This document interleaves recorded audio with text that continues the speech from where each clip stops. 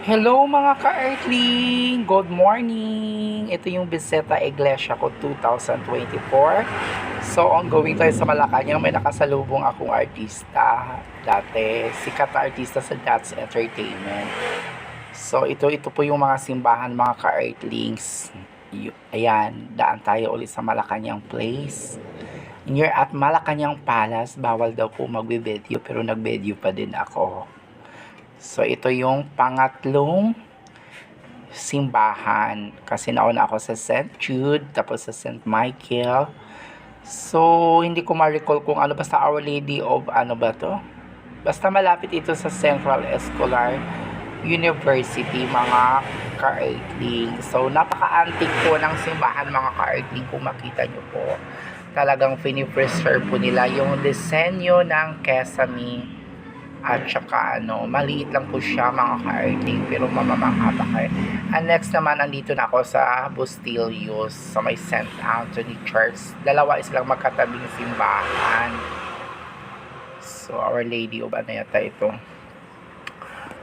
Tapos yan. Tapos may nakita akong suso at saka pako mga ka-Earthling habang papunta po ako sa San Sebastian Church. So, ang sarap nito sa gata, mga ka-Earthling. Wala talaga ako mga pinapalagpas na mga video, mga ka-Earthling. Pag may makikita ko mga yun. So, na-miss ko ang Bustillos. Yan. Naalala ko dito dati pagpapasok ako sa trabaho pag may mga malakihang bagyo. Grabe talaga ang tubig dito, mga ka-Earthling. So, wala tayong magagawa. Kailangan So, ito na yung more than 400 years old San Sebastian Church. So, ayan. Binivideo ko ito ng matagal kasi medyo matagal na po yung nito, parang ongoing construction pa din kasi talagang napaka-antique ng simbahan nito. Ihamakin mo ba naman yung it's more than 400 years old church, diba? At saka panay baka lang itong simbahan na to, mga ka-Earthling, ang mga structure nito. Famous din talaga ito na simbahan at saka antique, mga ka-Earthling. Sana matapos na siya.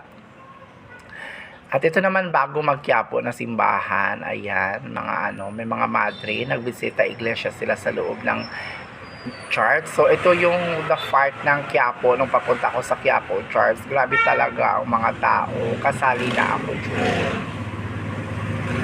So, minsan wala talaga sa namumuno ang problema, minsan sa mga tao din. Kaya lesson learned to all of us. Maybe maglagay na yata ng madaming mga lalaking basurahan dyan para ma-solve yung mga ganitong problema, Yun lang naman yung nasa isip ko. Huwag po kayong magalit sa akin. So, ito naman yung entrance ng Quiapo Church. I don't know kung bakit sarado dyan. Ito sa kabila ang nagsisiksikan ang mga tao. So, ito mga ka-Earthling, yung Quiapo Church, dinadayo talaga siya, mga ka-Earthling. O, yan. At ito naman ay yung sa Santa Cruz Church, the last stop of my Biseta Iglesia 2024.